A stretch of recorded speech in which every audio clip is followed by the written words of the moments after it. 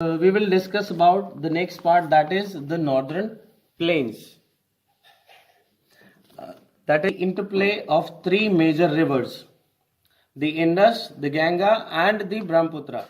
तो जो मैंने पहले भी बोला है कि जो हमारे मैदानी इलाके हैं वो तीन नदियों के की वजह से बने हैं, सिंधु नदी, गंगा नदी और ब्रह्मपुत्र नदी. इन नॉर्दर्न प्लेन्स में एल्यूवियल सॉइल है, ये सबसे ज्यादा उपजाऊ मिट्टी है, यहाँ पे बारिश बहुत अच्छी होती है, इसी वजह से ये खेती के लिए सबसे उपजाऊ इलाके हैं. इनका जो इनकी जो विड्थ है, जो इनका एरिया है, वो 2400 किलोमीटर लंबा और लगभग 320 किलोमीटर चौड़ा है. The area to which they extend is 2400 kilometers long and almost 320 kilometers wide. Now, if I classify the Indian plains, the northern plains, from it is divided in three major parts from west to east. That is Punjab plains, the Punjab plains.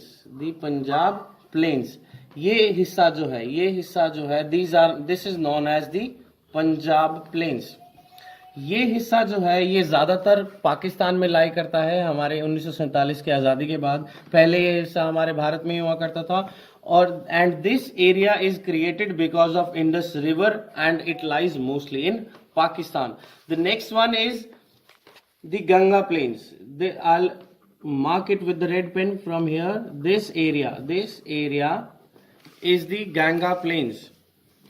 This is as known as it is clear from the name, created because of Ganga river, and the states like Haryana, Delhi, UP, Bihar and parts of West Bengal are created because of this river. The next is the Brahmaputra plains. The Brahmaputra river starts from here and it goes like this, and it enters from Arunachal Pradesh and merges with Ganga in Bangladesh. So this area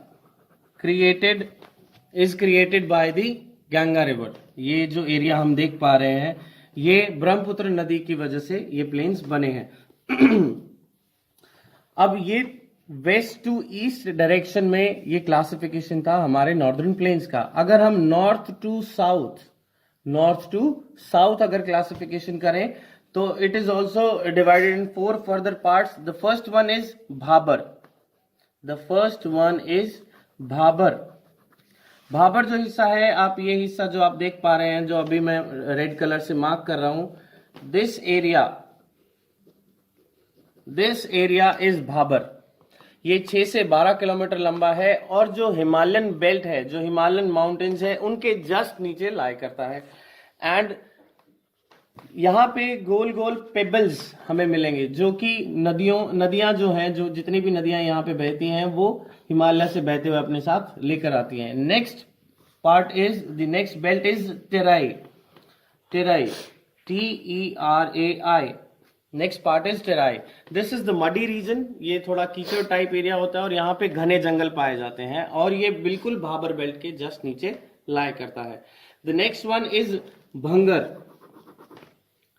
Next one is Bhangar. This area is Bhangar. This area. So यहाँ पे alluvial soil सबसे ज्यादा मात्रा में पाई जाती है, बहुत fertile soil है. The largest area of northern plains, सबसे ज्यादा चौड़ाई इसी एरिया की मिलती है. ये जस्ट टेराई बेल्ट के जस्ट बिलो मिलता है. Next is khaddar. The lower most belt of northern plain is khaddar. And this area which I'm circling right now, this area is Khadar, and it has very fertile soil and is considered best for agriculture. खेती करने के लिए सबसे उपजाऊ जमीन यही मानी जाती है और ये बिल्कुल भंगर बेल्ट के नीचे लाई करता है. Northern plains, the great Himalayas. Now we will discuss about the Indian desert. Talking about the Indian desert, इसके बारे में डिस्कस करने का कुछ ज्यादा खास मैटर है नहीं. हम जिस बात करेंगे कि it lies in the western region of India, that is Rajasthan. जो इंडिया में डेजर्ट है वो राजस्थान में लाई करता है. Next is it receives very less rainfall below 150 mm per year.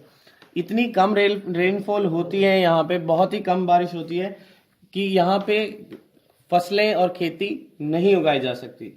यहाँ की क्लाइमेट बहुत ही हार्श है। Arid means harsh.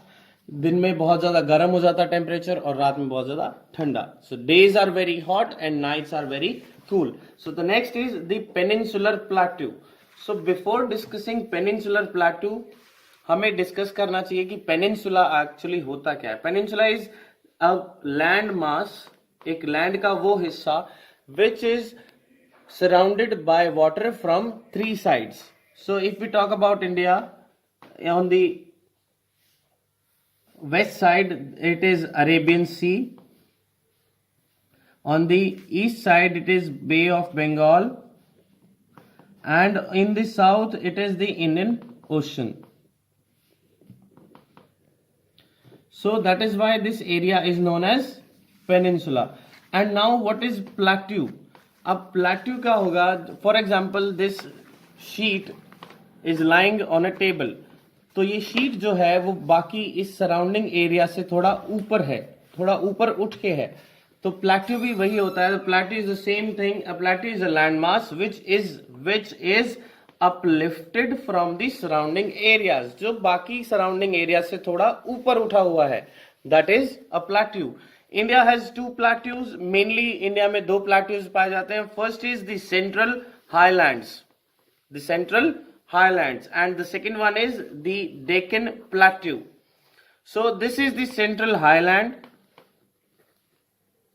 And this is the Deccan plateau. अगर आप देखें ये वाला जो हिस्सा है जो ऐसे लटका हुआ है, this is the Deccan plateau, and इससे ऊपर जो है दैट इज सेंट्रल हाईलैंड। ये है सारा एक ही, बट ये जो है नर्मदा नदी की वजह से इन दोनों प्लेट्यूज के बीच में नर्मदा नदी निकलती है, जो इनको नॉर्थ और साउथ डायरेक्शंस में बांटती है। So the next thing will be central highlands is further divided into two parts. So जो हमने बात की थी पेनिनसुला की और इसमें लाई होने वाले प्लेट्यूज की, इसके बीच में से नर्मदा नदी निकलती है। So this is the central highland. So the western area and eastern area.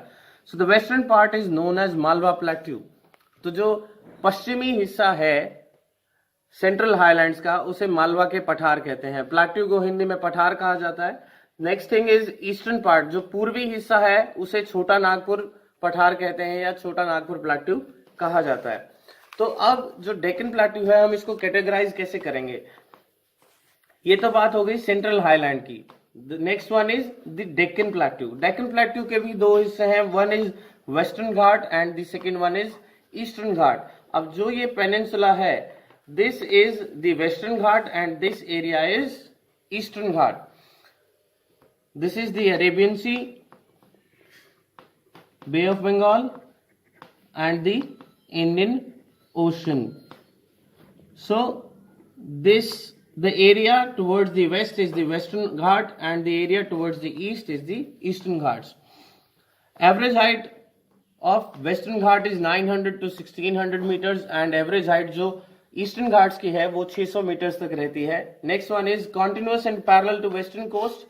अब ये हमारा वेस्टर्न कोस्ट है और ये लगातार मुंबई महाराष्ट्र से शुरू होके और केरला तक पाए जाते हैं, जबकि जो ईस्टर्न घाट्स हैं वो कंटिन्यूअस नहीं है।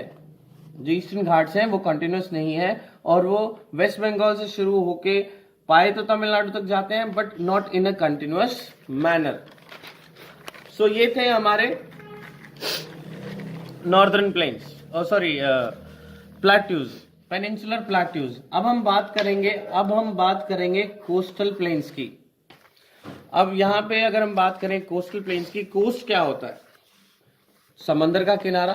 कोस्ट हमारा समंदर का किनारा होता है और हमें पता है कि हमारे इंडिया के तीन तरफ समंदर और महासागर हैं। तो वेस्टर्न कोस्ट का क्या है, ये 3 हिस्सों में बांटा गया है।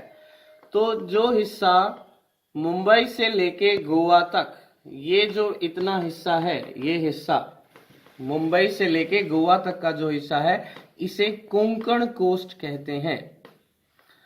And for your kind information guys, जो कोंकण है वो गोवा से हमें मिलता है। गोवा के कल्चर को हम कोंकणी कल्चर कहते हैं। तो इस कोस्ट का नाम वहीं से हमने लिया है, Konkan coast. Next is Kannada coast. As we all know, Kannada is the language of Karnataka.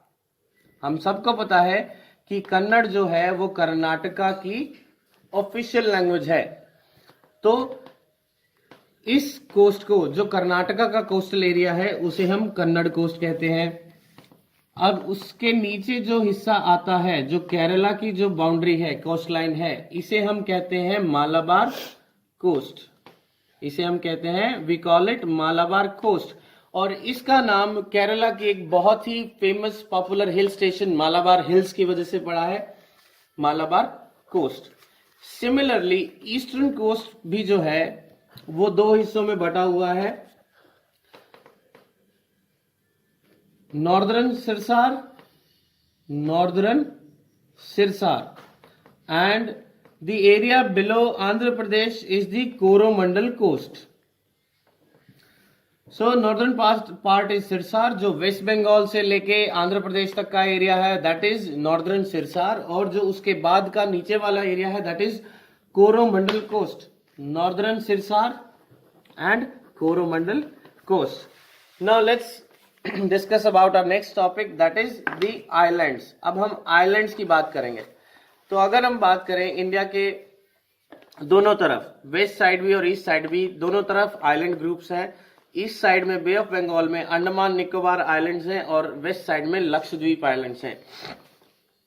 सो जो लक्षद्वीप आइलैंड है वो अरेबियन सी में है और ऑलमोस्ट 32 किलोमीटर के एरिया में है। They have an area of around 32 kilometre square और यहाँ की कैपिटल कवर आती है। And the last topic is the Andaman and Nicobar islands. They lies in the bay of Bengal. ये बे ऑफ बंगाल में लाई करते हैं। पोर्ट ब्लेयर यहाँ की कैपिटल है और इंडिया का इकलौता एक्टिव वोल्केनो यहीं पे लाई करता है, अंडमान निकोबार आइलैंड्स में। And these are bigger in size as compare to Lakshadweep islands. Lakshadweep islands से अगर हम इनकी तुलना करें तो अंडमान निकोबार आइलैंड्स जो है वो एरिया में ज्यादा बड़े हैं और ये और जो वोल्केनो है वो यहाँ के बैरन आइलैंड पे लाई करता है। अंडमान निकोबार आइलैंड्स जो ग्रुप है आइलैंड्स का, उसमें बैरन आइलैंड है जहां पे इंडिया का इकलौता एक्टिव वोल्केनो लाई करता है।